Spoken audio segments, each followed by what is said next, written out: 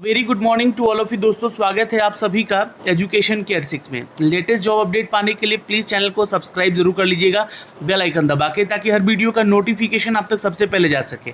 आप हमारा टेलीग्राम भी ज्वाइन कीजिए, जहाँ पे आपको वीडियो के लिंक के साथ साथ ये सारे PDF आपको शेयर कर दिए जाते हैं। तो सबसे पहली चीज़ यहाँ पे दोस्तों, झारखंड में स्टेनोग्राफर के पदों के लिए आवेदन मांगे जा रहे हैं।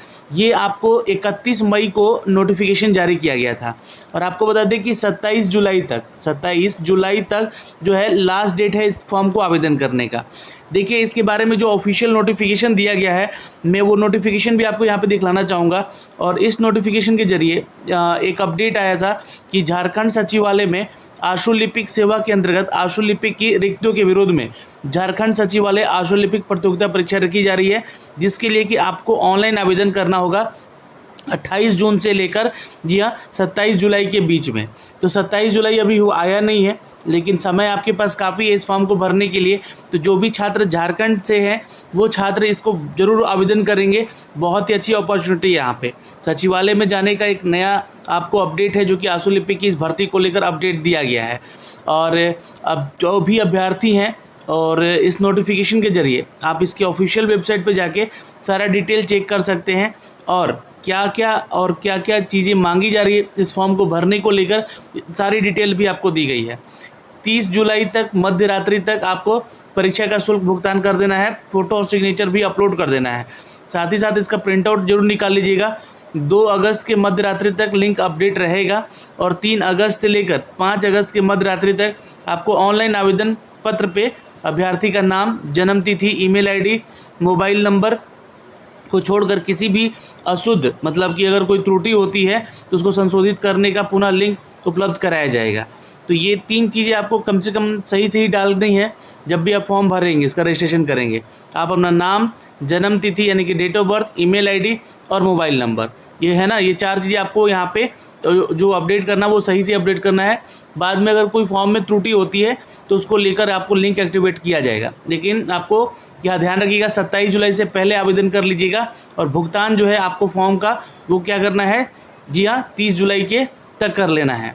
2 अगस्त तक आप इसका प्रिंट आउट जरूर निकाल के रख लें और आपको जो है 5 अगस्त की रात्रि तक यहाँ पे ऑनलाइन आवेदन पत्र पे जो भी अभ्यर्थी इन सभी चीज़ों को छोड़कर, नाम, जन्म तिथि, ईमेल ID और मोबाइल नंबर को छोड़कर यहाँ पे कोई चीज़ गलत होंगी तो उनके लिए लिंक एक्टिवेट किया जाएगा आपको फॉर्म को सुधार करने के लिए।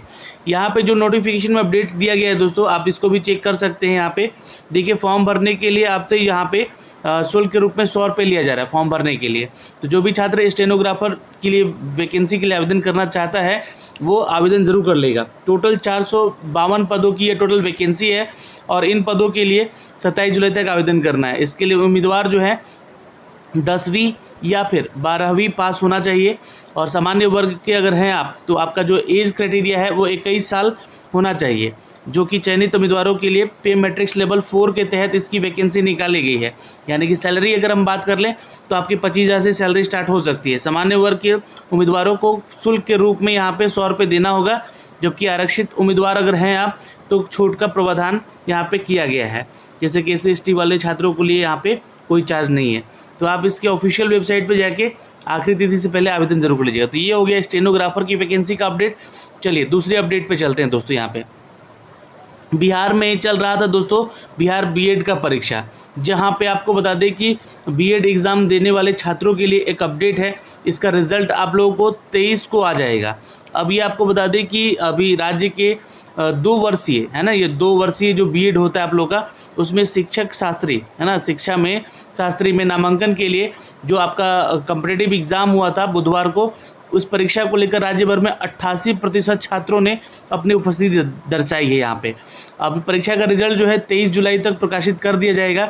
परीक्षा में वस्तुनिष्ठ प्रश्न पूछे गए थे और ऐसा माना जा रहा है कि सरकारी B.Ed कॉलेजों के नामांकन के लिए जो आपका कट ऑफ हो सकता है वो 80+ का जा सके, है ना। 80+ वाले जो छात्र हैं वो अगर नंबर लाते हैं तो उनको यहाँ पे उनको अपना कॉलेज जो है सरकारी मिल सकेगा और वो जो है अपने काफ़ी किफ़ायती फीस में वो अपना B.Ed कंप्लीट कर पाएंगे।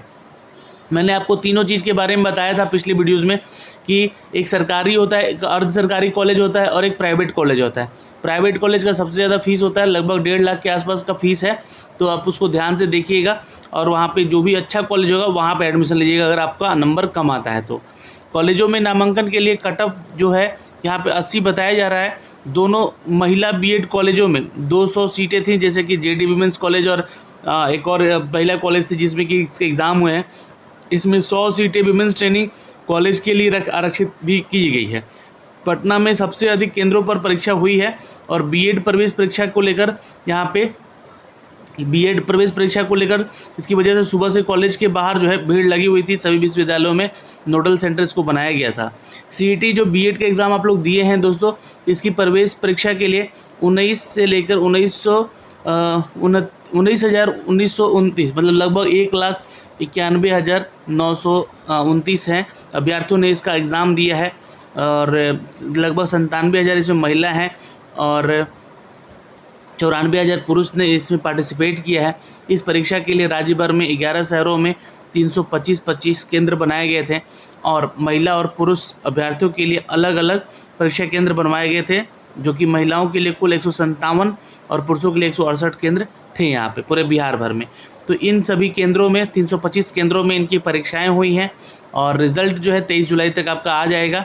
80+ आप स्कोर रखते हैं यहाँ पे तो आप कोशिश होगी कि आपको यहाँ पे सरकारी कॉलेजेस मिल जाएंगी। कहीं से भी आप बीएड कर लें लेकिन सरकारी कॉलेज से ज़रूर कर लीजिएगा। आपका फीस में जो है थोड़ा कंसेशन जरूर रहता है आपको इन कंपैरिजन प्राइवेट कॉलेज के। तो ये सारे अपडेट हैं यहाँ से इसको लेकर जो कि आज के इस खबर में अपडेट की गई है। आगे चलते हैं अन्य खबरों पे दोस्तों। यहाँ पे अगर हम खबरों की बात कर लें तो यहाँ पे एक और एग्ज़ाम है। ये एग्ज़ाम है दोस्तों आपका आरआरबी का। आरआरबी जो है दोस्तों आईबीपीएस बैंक की एग्जामिनेशन कंडक्ट कराती है। इसको अगस्त में इसके प्री एग्ज़ाम होने वाले हैं। मैंने आपको कल एसएससी का जितना भी शेड्यूल एग्ज़ाम में बताया था, लेकिन बैंकिंग को लेकर भी यहाँ पे बता दें आपको कि इसके प्री एग्ज़ाम रखे गए हैं अगस्त में ही। आपको बता दें कि इस परीक्षा में आरआरबी जो बैंक का परीक्षा होता है इसका प्रीलिम्स में 80 प्रश्न यहाँ पे पूछे जाएंगे और गलती ना होने पर अभ्यर्थियों को यहाँ पे रिवार्ड मिलता है। यानी कि गलती नहीं होगी तो आपको नंबर मिलेगा और अगर गलती हुई तो नंबर डिटेक्ट भी होगा, क्योंकि यहाँ पे निगेटिव मार्किंग भी है आपका यहाँ पे। पिछले साल देखिए कटअप जो है ना 75 के आसपास गया था, बट इस बार भी उसी के आसपास अराउंड रहने वाला है, क्योंकि इस फॉर्म को भरने के लिए लाखों में करीब 12 लाख आवेदन आ चुके हैं आरआरबी आईबीपीएस को लेकर यहाँ पे 2020-21 के लिए, जिसमें कि 7 लाख उम्मीदवारों को आवेदन किया गया था, जबकि यहाँ पे 6 लाख उम्मीदवार जो है ऑफिसर के पद के लिए नामित किए गए थे। तो अभी आगे भी इसके बारे में अपडेट मिलेगा, लेकिन आपको बता दें कि आरआरबी जो है एक ग्रामीण जो रूरल बैंक जो होते हैं हमारे ग्रामीण बैंकों के लिए यहाँ पे परीक्षा लेती है, जो कि आईबीपीएस इसको कंडक्ट कराती है। और इसमें जो है 2 फेज में एग्ज़ाम होता है, ठीक है, ध्यान रखेंगे। और एक होता है आपका पीटी और एक होता है आपका मेंस। अगर आप पीटी में क्वालिफाई करते हैं तो मेंस में जाते हैं, और मेंस में आपका क्या होता है कि यहाँ पे कट ऑफ डिसाइड होता है ना। सब्जेक्ट जितने भी आपके 4 सब्जेक्ट से क्वेश्चन होते हैं उनका स्लॉट वाइज आपका एग्ज़ाम होता है, उसमें पास होते हैं तो आप जाते हैं इंटरव्यू के लिए। अगर आप असिस्टेंट के लिए आवेदन किए हैं तो असिस्टेंट के लिए आपको यहाँ पे जो भी छात्र देगा एग्ज़ाम उनका इंटरव्यू नहीं होगा, सिर्फ ऑफिसर लेवल के लिए जितने छात्र जाते हैं वो जाएंगे। तो यहाँ पे अपडेट किया गया है दोस्तों, कुल 8,106 पदों के लिए ये वैकेंसी आयोजित कराई जाएगी आरआरबी आईबीपीएस की, जिसमें कि आपको स्केल 1, स्केल 2 और स्केल 3 के पद यहाँ पे शामिल किए गए हैं। स्केल 1 जो होता है यहाँ पे आपको बता दें, स्केल 1 के लिए आपको ऑफिसर का पोस्ट होता है और ऑफिसर असिस्टेंट का भी पोस्ट होता है। यहीं पे आरआरबी के क्लर्क के लिए जो भी नाम उसको कहते हैं वो आपको स्केल 1 के तहत ही आता है। और ऑफिसर स्केल की परीक्षा जो है 2 सेक्शन में होती है, जिसमें कि आपका रीजनिंग और मैथ होता है, ध्यान रखिएगा। इसी तरह के जो ऑफिसर्स असिस्टेंट का भी प्री एग्ज़ाम 2 सेक्शन में होता है, जिसमें रीजनिंग एबिलिटी और न्यूमेरिकल एबिलिटी दोनों पूछे जाते हैं। और ये 40-40 नंबर्स के होते हैं, 80 अंक कुल होता है यहाँ पे आपका, जिसको कि आपको यहाँ पे पास करके क्वालिफाई करना होता है और फिर आप मेंस में जाएंगे उसके एग्ज़ाम देंगे। तो ये हो गया दोस्तों आपका इसका जो एग्ज़ाम है ये अगस्त महीने में ही होगा, ध्यान रखिएगा। और अगस्त महीने में जब भी इसका डेट आएगा हम आप तक साझा करेंगे इसको लेकर। अगला एग्ज़ाम के बारे में अगर हम बात करें दोस्तों यहाँ पे, तो 17 जुलाई को 13 भाषाओं में ये परीक्षा होने जा रही है। कौन सी परीक्षा है? तो नीट यूजी की परीक्षा है दोस्तों। राष्ट्रीय परीक्षण एजेंसी है, जो कि यहाँ पे NTA यानी कि राष्ट्रीय पात्रता और सह प्रवेश परीक्षा होती है, जो कि स्नातक के लिए छात्रों की ली जाती है, जहाँ पे ये परीक्षा जो होगी छात्र जो है इसमें मेडिकल की तैयारी करते हैं। तो इसको लेकर राष्ट्रीय प्रशिक्षण किया जा रहा है, जो कि एजेंसी है NEET UG का आयोजन किया जा रहा है। 17 जुलाई को इसका एग्ज़ाम होगा और आपको बता दें कि परीक्षा जो है एक शिफ्ट में होगी, दोपहर 2 बजे से लेकर शाम के 5:30 बजे तक। यह परीक्षा आयोजन के लिए 13 भाषाओं में की गई है इसकी, जिसमें कि असमिया, बंगाली, गुजराती, कन्नड़, मलयालम, मराठी, उड़िया, पंजाबी, तमिल, तेलुगु और उर्दू शामिल हैं, जिसमें कि आपके इन भाषाओं में परीक्षाएं होंगी। और जो भी छात्र यहाँ पे इसके लिए नोटिस नहीं देखें, नोटिस ज़रूर देख लीजिएगा। इसके लिए एडमिट कार्ड अभी नहीं है। उम्मीदवार की सुविधा के लिए इस शहर के अलॉटमेंट के लिए पहले से ही 2 सूचनाएं दी गई हैं, ठीक है। तो आप लोगों के लिए जो एडमिट कार्ड है वो बाद में जारी किया जाएगा, बट आप लोग ऑफिशियल वेबसाइट पे विजिट करते रहिएगा, यहाँ से आपको एडमिट कार्ड ज़रूर देखने को मिल जाएगा। तो ये हो गया एक अपडेट दोस्तों। यहाँ पे एक अपडेट और है, जो कि नई वैकेंसी को लेकर ही है। डिप्टी मैनेजर के पोस्ट को लेकर यहाँ पे असिस्टेंट मैनेजर और डिप्टी मैनेजर का पोस्ट निकाला गया। कहाँ पे भाई? तो पावर ग्रिड में। पावर ग्रिड जो है, आपको बता दें कि विद्युत विभाग में ये वैकेंसी आती है लेकर। यहाँ पे देख सकते हैं आप लोग, यहाँ पे इसको सेक्शन योग्यता की अगर हम बात कर लेते हैं, तो जो भी उम्मीदवार BE BTech किया है या BSc किया है या MCA किया है, वो इसके लिए आवेदन कर सकता है इसकी ऑफिशियल वेबसाइट पे जाके।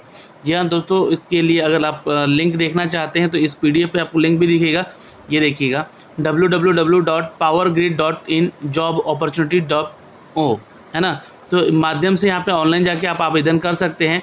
आवेदन का शुल्क यहाँ से आपसे 500 रुपये लिया जाएगा और वेतन जो है आपका यहाँ पे 60,000 रुपये दिया जाएगा, यानी कि 60,000 की सैलरी होगी। यहाँ पे आयु सीमा जो है आपकी 36 साल होनी चाहिए, जो कि आपको छूट दिया जाएगा आरक्षित वर्गों को भी इसमें। इसके अलावा भी टोटल तो वैसे बता दें कि 32 पद ही हैं यहाँ पे आवेदन करने के लिए, जहाँ पे आपको असिस्टेंट मैनेजर के पोस्ट हैं और उसके लिए आप आवेदन कर सकते हैं। और आवेदन करने का जो लास्ट डेट है 19 जुलाई है, याद रखिएगा। 19 जुलाई 2022 से पहले आप इसको आवेदन कर लीजिएगा। अब जो चयन का प्रक्रिया है, इसमें योग्य अभ्यर्थी होंगे, इंटरव्यू के माध्यम से आपका चयन किया जाएगा। इंटरव्यू में आपको 100 में कम से कम 40 अंक लेकर आना होगा, तभी आप इसके लिए क्वालिफाई हो पाएंगे। तो ये सारा डिटेल था दोस्तों, जो कि इस वीडियो के माध्यम से हमने आपको पहुंचाया है इन सभी भर्तियों के बारे में। फिर भी अगर आपका कोई डाउट है इन सभी भर्तियों को लेकर, तो प्लीज़ कमेंट सेक्शन में कमेंट कीजिएगा, share the video. Thank you.